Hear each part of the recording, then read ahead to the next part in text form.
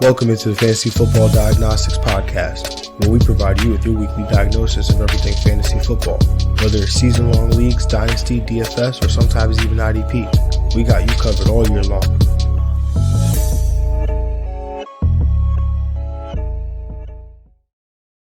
Let's do it. Let's get to it. Welcome into the Fantasy Football Diagnostics Podcast. And, of course, I'm your host, John June. And without a doubt, still it's Thursday. I got my guy, Greg Fetterman. Greg, what's good, man? What's going on, man? We just in the flow of things. We going. We got this the end of the game. It seems like the Dolphins about to make this huge upset. Not huge upset, but upset. 7.5. It's pretty huge upset, right? Like, yeah. I feel like not a good team. I was going for the spread, and I feel like the spread should have been 10 for that. For like the Ravens, I would expect that spread to have been. So maybe they knew, I'm just saying. Vegas, man, they always know. And it wasn't until the Joe Buck was like, oh yeah, it's a short week. They just played in overtime. I was like, I did not think about that. But next time. Man. Next time. All right, let's break down the let's Thursday night takeaways. The game's not done, but I think we could still establish some takeaways. For sure. Do you have a takeaway from this Thursday night game? Just how disappointing the Ravens was as an offense. I mean, Lamar only had one total touchdown, only 170 yards passing, only 39 yards rushing. Mark Andrews did what he had to do. It looks like Bateman, though. That's what's up. It looks like Bateman's going to be the guy over Watkins for most reps, so that's definitely great for two wide receiver sets. Definitely. I mean, 4 catches for 44 yards so far. Yep. They're about to get the ball back, and so he could potentially do more here. But, that's definitely going to show well in higher paced games. Hollywood Brown had 8 targets at half. I thought that was awesome. My Thursday night takeaway, this game has been absolutely boring. So my biggest takeaway will be that play that Miami ran. The offensive lineman? No, that was not a play. That was although that was also incredible. But the play that they ran where Tua hands off to Myles Gaskin. It's like a flea flicker. Oh, right. Throws it right back to Myles Gaskin. It's like a screen. I thought that was perfect, and I want to see more of that because that was awesome. Yeah. But I don't have any more takeaways. No, that's it. I mean, that one's really did well. I mean, Jalen Waddle, he's got a nice PPR day, but that's about it.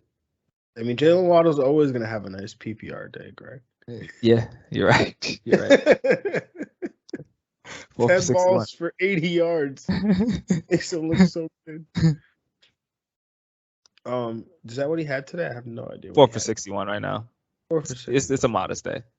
Yeah. All right. That's not. Yeah. So he's that's actually not even a PPR day. That's that's true. Yeah. Yeah.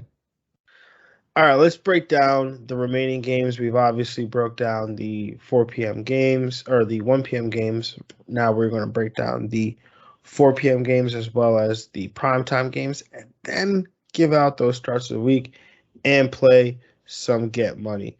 So, without further ado, let's jump into the first 4:05 p.m. game, which is the 3-5 Minnesota Vikings traveling to LA to take on the 5-3 LA Chargers. This game has a 51.5 point total according to FanDuel Sportsbook. The LA Chargers are 2.5 point favorites. In terms of injuries, Keenan Allen is questionable with a knee injury. On the Minnesota side, there's a bit of a COVID breakout, it seems, on that on the Minnesota team. Harrison Smith, he's out. Ryan Connolly, he's also out. Dakota Dozier, offensive lineman, was hospitalized with COVID complications. Garrett Bradbury was on the COVID list. I'm not sure if he's made his way back yet, but definitely, he's dealing with it. So definitely something to monitor for the Minnesota players. In terms of the game here, I'm going to take the under here. I'm going to take the Chargers to cover. I'm going to take the Chargers to win. Keenan Allen, wide receiver 1. Austin Eckler, RB1, Justin Herbert, QB1. Yes, Mike sir. Williams, I'm sorry, brother, but I can't play you this week. Wow. I just can't. I'm sorry. The matchup is not great, and Mike Williams has not been great. Uh, maybe I'll be wrong, but I just can't do it this week. Sorry. On the Minnesota side, Dalvin Cook, RB1. Like, this is the game. This, I I know, hope Greg, so. I last hope week, so. it was your start of the week. It could have gone your way. Yeah, he had some big runs in there. He Had just some needed the big touchdown. runs. It's just, He just only get the got 2 rushing touchdown. touchdowns, man. It's got to come with that positive aggression. It's got to come. This week, man. This is the week right here. Um, Cousins, it's a tough spot, but I think you have to play him with how good he's been. Adam Thielen, Justin Jefferson, they're both wide receiver 2 options with obviously the upside for way more than that. Again, I want to reiterate, I really, really like Tyler Conklin this week. Yes, sir. I'm gonna take the over. I'm gonna take the Chargers to cover. I'm gonna take the Chargers to win. I agree with you on the Chargers side. Of course, Herbert, Eckler, Keenan Allen.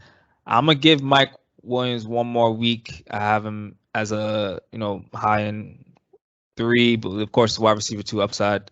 I'm gonna play him. I'm not interested in the Titans on the side. Too unpredictable.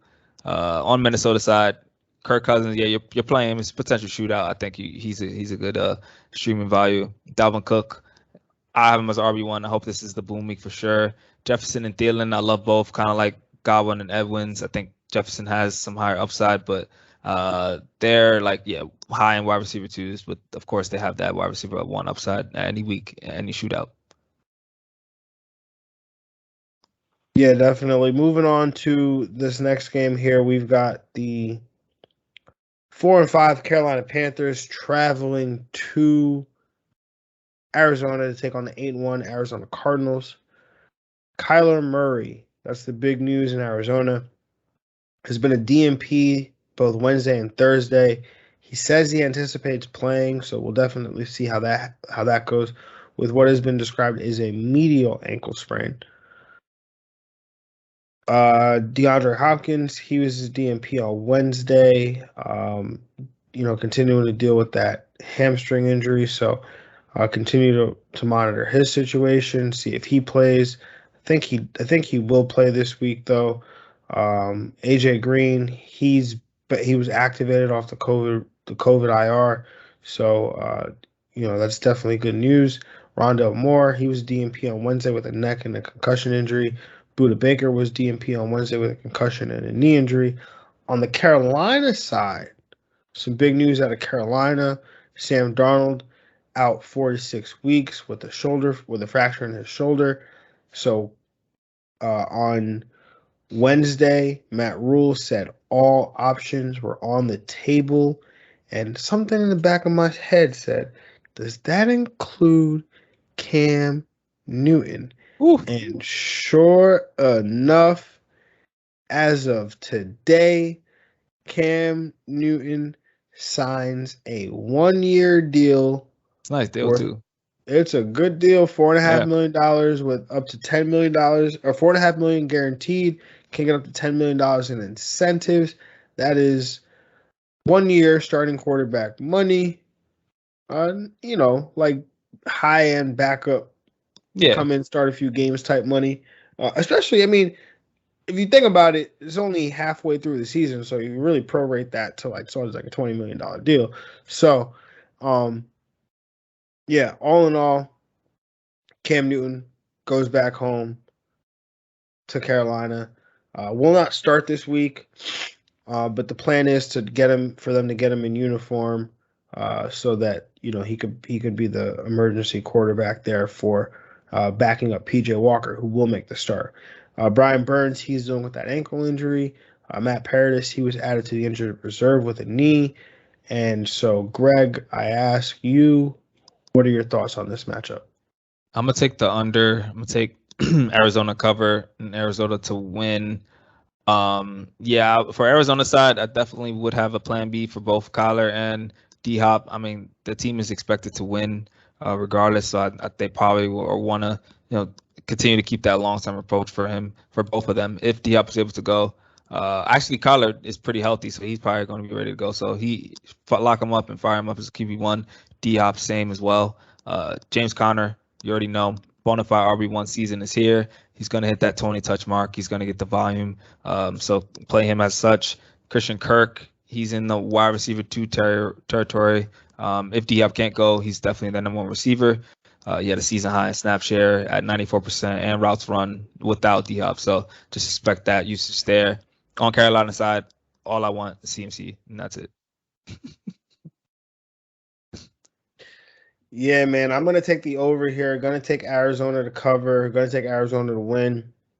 I think James Conner is a bona fide RB1 this week. The volume's going to be there for him. No Chase Edmonds. Benjamin will have a role, but I don't think he's going to get the Chase Edmonds role. Probably get some of that work, but the rest of it will go to Connor. Kyler, if he can play, he's a QB1. I don't think we see the ceiling that we'll see, obviously, or we're used to seeing it from Kyler, because don't think he'll have his legs quite just yet. DeAndre Hopkins, a wide receiver 1, if he can go. Christian Kirk, he's in that wide receiver 1 territory for me, regardless of whether D-Hop plays or not. I think they kind of have to lean on him with D-Hop being banged up. Obviously, AJ Green was out with COVID, so he could take on some more larger role in this offense. Zach Ertz, I think, is a tight end 1 option. CMC on the Carolina side, CMC, I think there's a bounce back week for him, as returning to that status as a high end RB1, the guy that we were taking number 1 in fantasy leagues. PJ Walker, intriguing. Well, I wrote this note before Cam Newton signed, but he's intriguing in future weeks. The matchups are pretty good. He's got Miami, they've got Houston. I think they have Houston, but they definitely have Miami. They have Atlanta. They don't have Houston because they played Houston already. But the matchups are pretty. Or he's got Washington as well. No, he's got Washington. He's got Miami. He's got Atlanta in the mix. So I definitely like the matchups for whoever starts, whether it's PJ Walker or Cam Newton. I think Cam Newton will probably be the starter. Follow the money. Most definitely be the starter. The question is, when will he be the starter? Could be next week against Washington when they take on former head coach Ron Rivera. Ooh. Red NFL loves their storylines. That's why I thought Odell was going to sign with the Pats. They play Cleveland this week. That would have been perfect, man. Oh, man. Crazy, yo. Like, what is he doing, man? I think the Rams played. Oh, the Rams already played the Giants. I was going to say, I think he'd want to give it to the Giants more than he want to give it to Cleveland. Yeah. Yeah, for Baker though, just to give it to Baker. Oh, just to give it to Baker. Yeah. I mean, but you could give it to Baker just by going like winning a chip or something. True. You can give it to Baker. True. DJ Moore is the only wide receiver I would play. Ooh. Like, okay, so DJ Moore is on your team. You're not playing. Are you not gonna play? It's been rough, man. It's been real rough. Real rough. But I think you can still lower the expectations. But unless I'm stacked. Yeah, you're right. He's like one of my flexes. This is a conversation for flexes, of course. So yeah, he's like a wide receiver 2 or 3. Yeah, I guess I gotta force him in. If I'm like in a 2-flex league, I'll force him in. All right, so if you're in your like standard 2 running backs, 2 wide receivers, 1 flex, DJ Moore's not in my lineup. Not in your lineup. Yeah. Not even in a PPR league? Now with Cam though, I'm intrigued though. With Cam, I think when back Cam comes back, it's gonna be back. Yeah. CMC, Bobby all that might even find a way. Yeah. I hope so. If they let him throw Cam throw Cam down the field, let Cam throw down the field. I just want to see them use them legs, man. Yeah. Cam gobbling up some touchdowns. That's what I want. Maybe I say that because I selfishly picked him up as some super flex. Nice. All right. Let's move on to this next game. 4:25 p.m. We got the 3-5 Seattle Seahawks traveling to Green Bay to take on the 7-2 Green Bay Packers. 50-point total. The Packers are 3.5-point favorites. A little bit, apparently it's going to be cold in this game. Not much else, though. On the Green Bay side, Aaron Rodgers, he's questionable with COVID. Hopefully he'll make it back this week. On the Seattle side, Russell Wilson is expected back with that middle finger injury. Chris Carson, he could be cleared ahead of Sunday, so that's something to definitely watch out for. If he could play, D. Eskridge, wide receiver, rookie, he's practicing, was dealing with that concussion, was on the injured reserve, so looks like he might have an opportunity here to be activated ahead of Sunday's game. In terms of the game here, I'm gonna take the over. I'm gonna take Seattle to cover. I'm gonna take Seattle to win. Devontae and Rodgers back together again. So I think that they make that music. I think Aaron Jones could land in RB2 territory again this week against the Seattle defense that ranks second in defensive rush EPA, or expected points added, over the last 3 weeks. And then whoever the running back is for Seattle is going to have a big day, whether it's Alex Collins, whether it's Chris Carson, whoever that running back is. Green Bay has been terrible against running backs. They've been terrible against the run. So I think that whoever that back is could have a big day here. I think DK Metcalf, Tyler Lockett, they return to relevance here with the return of Russell Wilson. So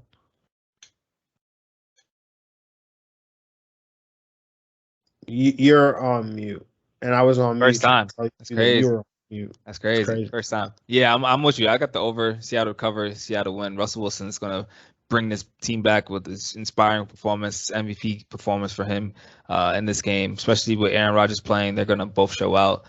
This entire offense gets that bump. Collins has got upside wide receiver. Our running back 3 he's going to be a running back 2, I think, finished in the top 24. Carson also RB2 if he returns. DK Metcalf, he's a wide receiver 1. Lockett back to that wide receiver 2 value with wide receiver 1 upside. Green Bay, this offense definitely, depending on who starts, you definitely have the plan B if you're a Rodgers manager, but you're expecting hopefully he can go, and you love this matchup for him. Aaron Jones is in a smash spot here. I like Devontae, and I also had a note about Odell, but he's not in the team either. So, yeah, Devontae all the way. He's not on this team either. Moving on to this next matchup, we've got the 3-6 Philadelphia Eagles traveling to Denver to take on the 5-4 Denver Broncos. This game has a 44-point total. The Broncos are 3-point favorites. In terms of the matchup here, or in terms of the injuries here, for the Denver side, Drew Lock, he's on the COVID IR. Michael Ojemudia, he's also on the COVID IR. Justin Strad, yeah, sorry, guy. He's a linebacker. He's on the COVID IR. Al O, questionable with a knee injury. And then on Philadelphia, Devontae Smith was questionable, limited participant with an elbow, but it seems like he's good to go now. Greg, what say you? I'm going to take the over. I'm going to take Denver to cover. I'm going to take Denver to win. On Philly side, I have Jalen Hurts as a low-end QB1, as he is always. Jordan Howard, he's a touchdown-dependent, low-end RB2. He's getting a lot of touches in that red zone. He's got 13 red zone touches so far since joining the team. I like his chances. Philly's dead last in the league in pass attempts per game over the last 3 weeks. Way lower than their season average of 30.7. They're only throwing it 22.3 times in the last 3 weeks. Very low. Really relying on the run game right now. The only receiver I trust because of that is Devontae Smith. He's an upside wide receiver 3. Got some wide receiver 2 upside, with the good week. He had a great week last week. Denver side, Teddy Bridgewater, he's my stream of the week. He's got all his weapons. He's got Noah Fant back. He's got MG3, Javonte. I got all his receivers. How I rank the receivers, I got Judy first, low wide receiver 2. Probably Sutton as a floor wide receiver 3, but he's got the lowest upside in his offense. I think Tim Patrick at this point has a higher upside than him, so it's tough. Patrick is that boomer bust type of guy. And for the running backs, MG3 and Javonte, they both are in an excellent spot here. So I love them both as, RB2s. Whoever gets that touchdown is going to finish as RB1. And yeah, that's about it.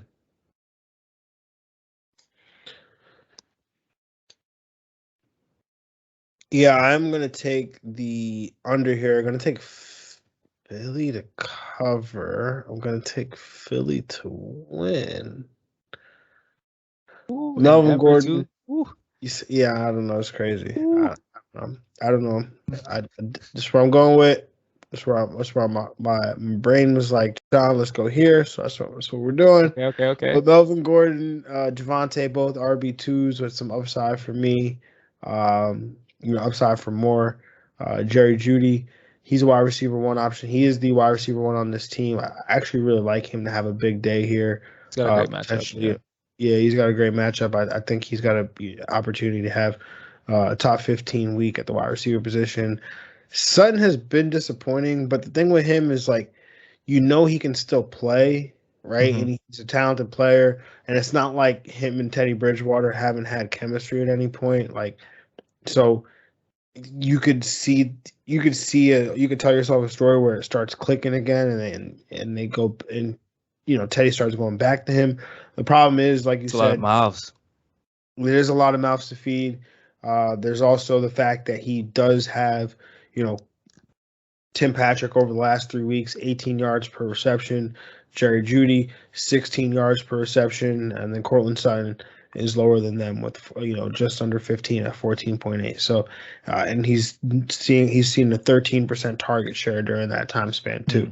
So it's really not. The numbers just tell you don't want to play Cortland Sutton, but again, especially with wide receivers, it fluctuates. It's clear that Judy's the one. I think that's clear, right? But Sutton has got to be at some point got to get back in the mix to get into this,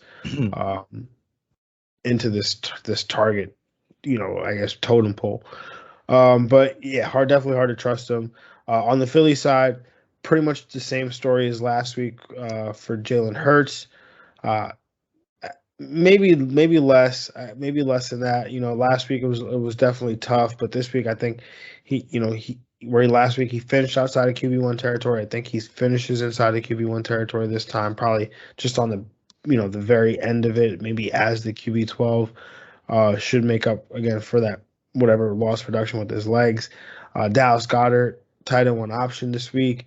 Devontae Smith came through last week. Again, the peripherals are always going to be there.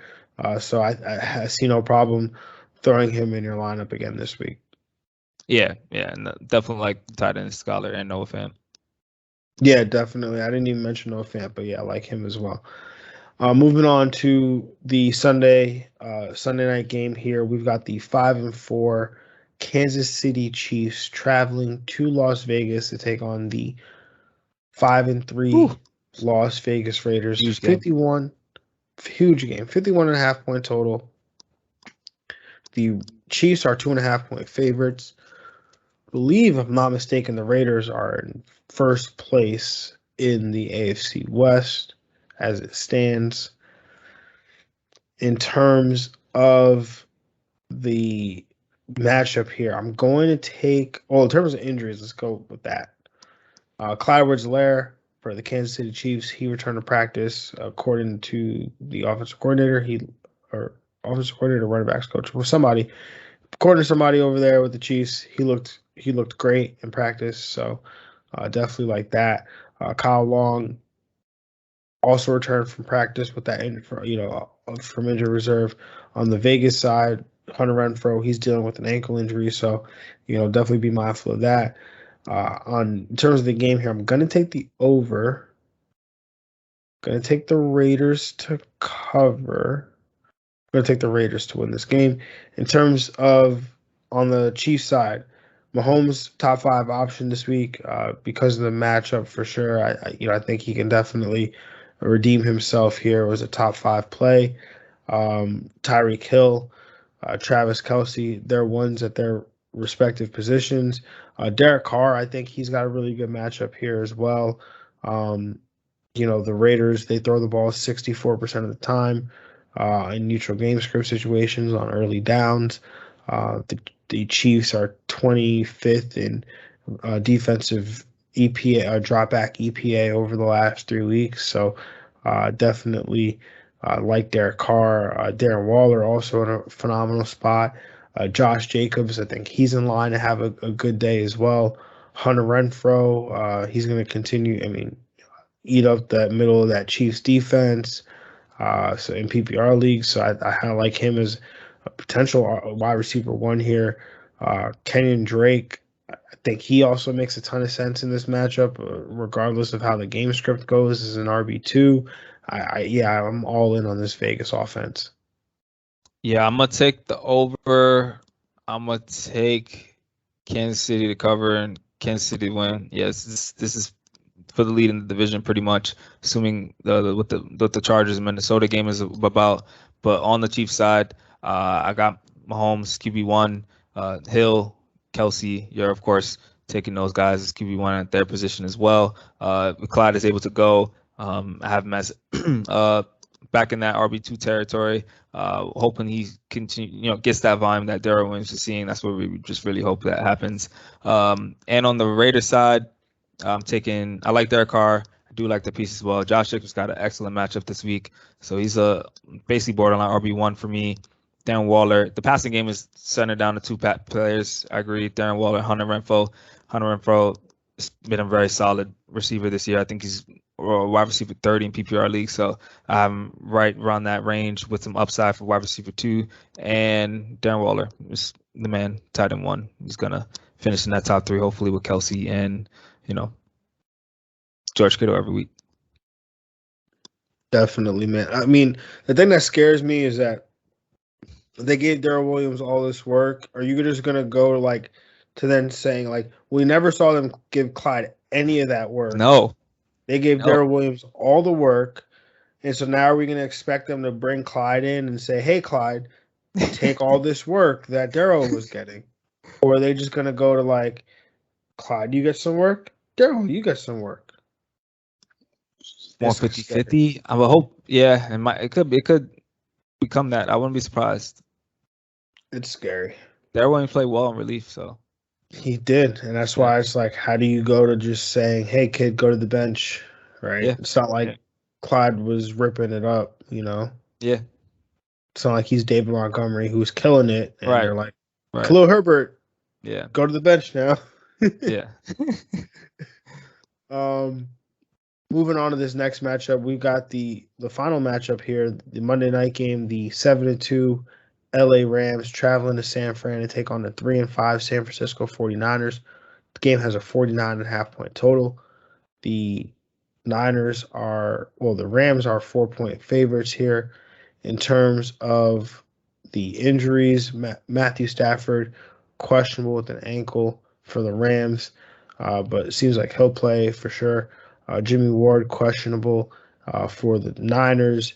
Greg, in terms of this matchup, what do you got? 2 times today, Greg. That's crazy. Caught the bug. I don't know what it is. I don't know, yo. Take the over, taking the Rams to cover, the Rams to win the game. On the Rams side, bounce back week for this offense in general. Stafford got him as a QB1. Darrell Henderson, I got him as a high in RB2. Definitely, people should have Sony Michel on their rosters if they're Darrell Henderson manager. He should just be rostered in general, I think, because Darrell Henderson just been nicked up a couple times here or there every game, and if something happens, Sony Michel is going to get RB1 volume. Receivers, Cooper Kupp, Robert Woods, and Odell Beckham Jr., man, that's crazy. We got to see. Hopefully they just play 11 personnel the entire game. There's no reason why they shouldn't play 11 personnel. I'm sorry, Van Jefferson, man. He's now the Josh Reynolds. He's gonna be just roaming there as a talent. Who's Van Jefferson? I know, it's crazy. Crazy. He was just getting momentum too. It's crazy. If I had to rank them, of course, Cooper Kupp still wide receiver 1. Robert Woods has been playing wide receiver 1 in the last couple of weeks as well. Because of the high total, I think they could both finish in that category. And I have Odell as lone wide receiver 2. I think put him in that little jumble. I think he's going to get targets. I mean, they didn't get him for no reason, so they're going to use him for sure.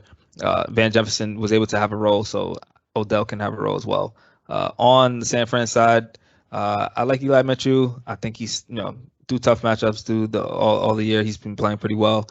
Solid RB2, got some RB1 upside because of his usage. And Deebo Samuel and George Kittle as the pass catchers in this offense mainly. Yeah, it's just a matter of when Trey Lance is going to start, man. I'm gonna take the over here. Gonna take the Rams to cover, Rams to win. Cooper Kupp, wide receiver 1, Matthew Stafford, quarterback 1, Darrell Henderson, high in RB2. Totally agree with what you said. You got to grab Sony Michel, because it could happen at any moment. Robert Woods, I mean, prior to the Odell signing, was 100% wide receiver 2. He was wide receiver 2 territory for me. The way I see this happening is Kupp has like, he'll still be the one regardless of what happens. He's going to relinquish some of that target share. He won't relinquish much of it. Van Jefferson's target share. He's non-existent. He's not even going to play. You're not even gonna play. He's not even going to play. Like, I don't see him getting a snap share over like 30. So that'll just all go to Odell, and then that will probably absorb some of Robert Woods' target share as well. I mean, I think it's just. Ooh. Yeah, I don't know. Interesting. I don't know. I really don't know what's gonna happen. Sean McVay is weird. Definitely going to be interesting to see what happens. Sure. Tyler Higbee might get it bumped down to a downgrade. Some targets got to go somewhere, man. They got to go somewhere. Odell came to win. Odell just walked in and get the ball. He wants the ball. I know he does. So. And Sean McVay's cooking stuff up for him as we speak. Oh man, some jet sweeps. Hopefully, get him some running game action with Odell too. You need that. All of it. Oh man, Robert Woods might not get rushing carries either. Oh, well, they all get it. Like they all get it. It's a play where they all get it, like triple reverse, like. Oh man. On the San Fran side, I love Elijah Mitchell this week, man. I think he's in a great spot. He's been seeing volume. The yards per carry has been really high, up over 6 yards per carry. The dude's been absolutely balling. So I think I really like the spot for him. I like Deebo Samuel this week. Continue to be a wide receiver 1. I'm willing to throw out what happened with him last week. George Kittle back as a tight end 1. Ayuk had a nice week last week, but I don't know if I could go back to that well this week. Against the Rams. It's gonna be tough. I mean, I could do it in a pinch, right? Like I'm definitely. I mean, there is a league where I'm doing it in a pinch, a few leagues, but it's not something that I really want to do or I'm excited about. Yeah. And now it is time for that time, man. It's the starts of the week. And I think I'm going to kick it off here, man. You know what? Starting with my quarterback start of the week. Let's just get this out the way right now. Matthew Stafford going up against San Fran. Give up the 7th most fantasy points to the quarterback position over the last 3 weeks, giving up almost 21 points a game. The Niners have been 29th in defensive dropback EPA. The Rams throw the ball 64% of the time on early down in neutral game script situations. Matthew Stafford has thrown 23 touchdowns through 9 games. That's second most in the NFL. He's been the quarterback 7 in fantasy points per game thus far. But I think he's got top 3 upside this week. And I heard they just added this Odell Beckham Jr. guy. So I like Matthew Stafford this week. Yeah, I'm expecting 300 yards and 3 touches from this man, Matt Stafford, this week with this offense every week, man. My start of the week, I did really want to pick Dak. Like, just know Dak, I love you. He's going to be huge, but I got to go with Russell Wilson just because he's back this week going against Green Bay, solely because, this man, he was ready since he got injured. He's doing fake practice on the field, whether Aaron Rodgers plays or not. Wilson's going to come back, get this juice back in his offense, get his receivers back and the confidence back, DK and Lockett. This is going to be a smash right here for Russell Wilson. I like that one, man. The fake practices. My running back start of the week, man, is going to be James Conner. Uh, Okay. was the RB1 last week. I think he has a chance to be the RB1 again this week. The volume that he's with the volume he's in line for. No Chase Edmonds. James Conner handled 26 touches last week, and he could see a similar workload. The Panthers, on the other hand, have given up the 11th most fantasy points to the running back position over these last 3 weeks. They've also been 25th in rush defense EPA. So James Conner, like this man, start him up. Nice. For my running back start of the week, I'm going with Aaron Jones versus Seattle. I do really like his matchup for him this week. He surprisingly wasn't targeted last week on all game, where you would think you have a young QB out there, you want to get some layup throws to your running back, but that didn't happen.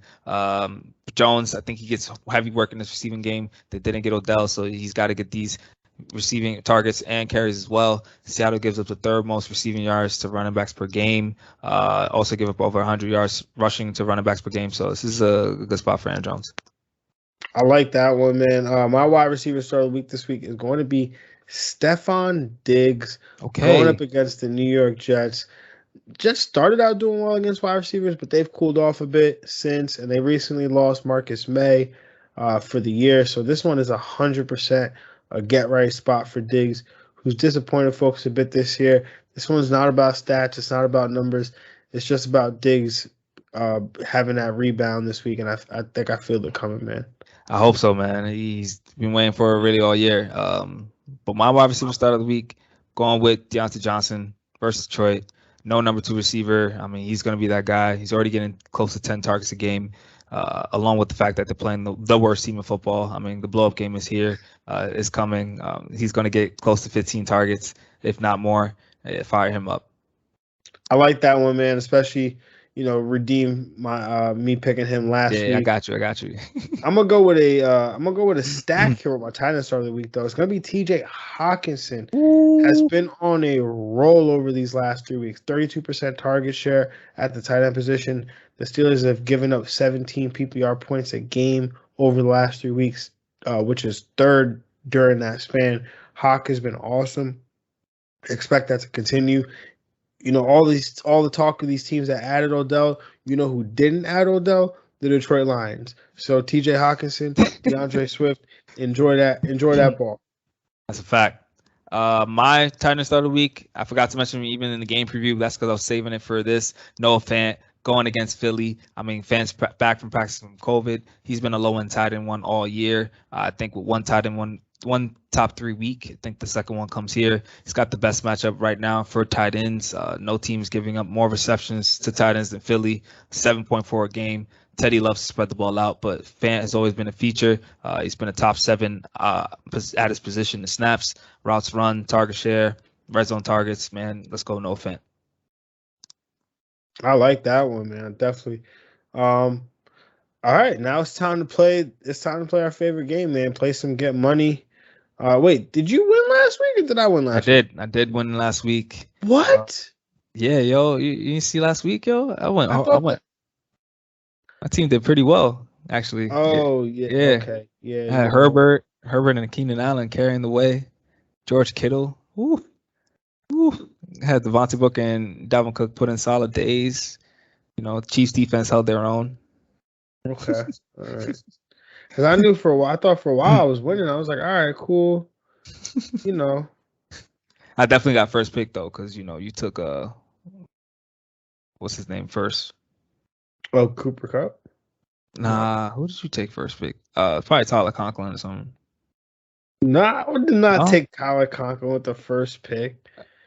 All right, so you got first pick then. I forgot. Yeah, you got this. Yeah, I was like, there's nobody on my roster that was like first pick. Yeah, true. First pick worthy. Like, yeah, that's crazy. All right, so since I got first pick, I will be going with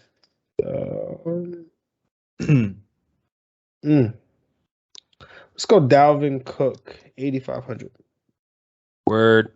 I'm gonna go with DK Metcalf as my wide receiver 1, first pick. Slide him in there.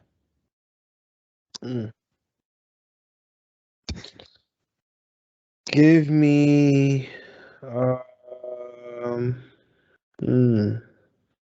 this is give me Cordell Patterson, 7,800. Ooh, like that. Give me Aaron Jones, 8,200, my running back start of the week. Yeah, give me that. Give me that.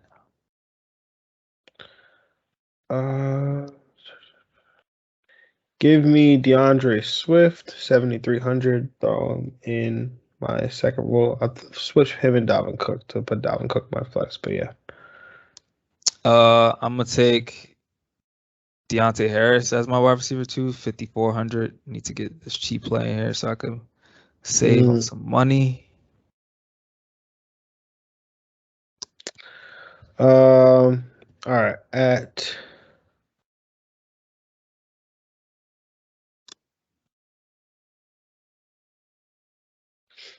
tight end, I'm going to go Tyler Conklin, 5,300. Like that. I'm gonna go as my RB2, Dearness Johnson, another cheap play, 5,400. Hopefully that's that free square I could use. Cause yeah, I got some ballers in this coming up. Oh man. Tad bit nervous. I'm going Stefan Diggs, my wide receiver start of the week, 7,900. I'm gonna go with No Fant, my tight end start of the week at 5,700, going against Philly. I'm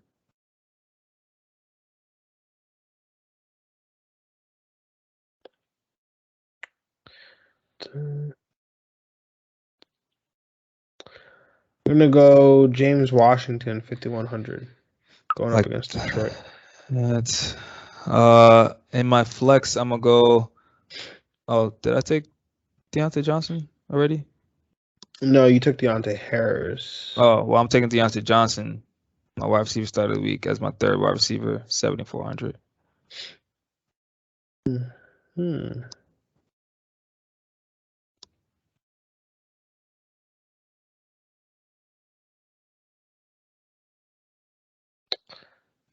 I need to make sure I have a legal roster here.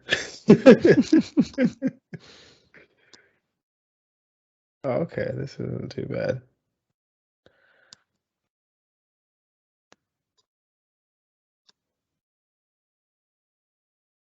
Oh, that's not too bad.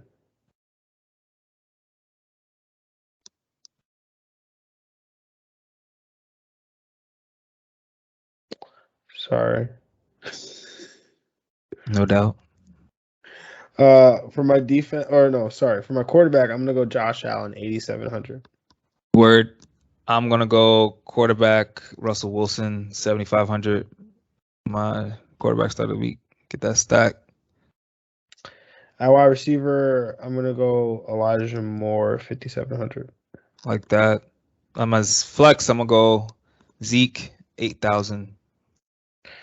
My defense, I'm going Minnesota Vikings, 3,700. And I'm gonna go with the Tampa Bay Bucks at 4,400. Phew, man. Mm-hmm. I don't think I ever want to make my team like that on the fly like that ever again. That was nice. I mean, that's how I usually do it right before we start recording. I'd like to do it right before, but I'd like to do it like literally while we're recording. That was a lot of stress. All right. I'll read off my roster here. I have Josh Allen as my quarterback, 8,700. Dalvin Cook was my first pick, 8,500, but he's my flex spot for scheduling purposes. My second running back is DeAndre Swift, 7,300. Then as my third running back, I have Cordell Patterson, 7,800. Wide receiver one, I have Stefan Diggs, 7,900. As my number two wide receiver, I have James Washington for 5,100. As my third wide receiver, I have Elijah Moore, 5,700. As my tight end, I have Tyler Conklin, 5,300. And then I have Minnesota defense, 3,700.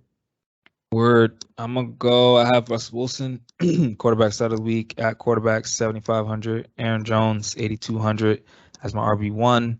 Dearness Johnson 5,400 as my RB2. DK Metcalf 8,000 as my wide receiver 1. Deontay Harris at 5,400 as my wide receiver 2. Deontay Johnson 7,400 as my wide receiver 3. Noah Fant tight end start of the week 5,700. Zeke Elliott 8,000 in my flex, and the Tampa Bay Buccaneers at 4,400. At my defense. Stacked though. I like that one, man. I like it, but we'll see what happens. We will see what happens. Hopefully, I can pull this one out, but who knows? Greg, you've been a formidable opponent for far too long. So it's getting better. I used to be really bad at DFS, so All right. So, ladies and gentlemen, thank you for joining us. Thank you for kicking it with us, and hopefully you enjoyed the show. And we will catch y'all next week as we will recap the week that was, week 10, cover all the studs and jags, break down the injuries, and obviously give out some of our waivers. And good luck this weekend, y'all. Have a good one, and we're out of here. Peace. We are out.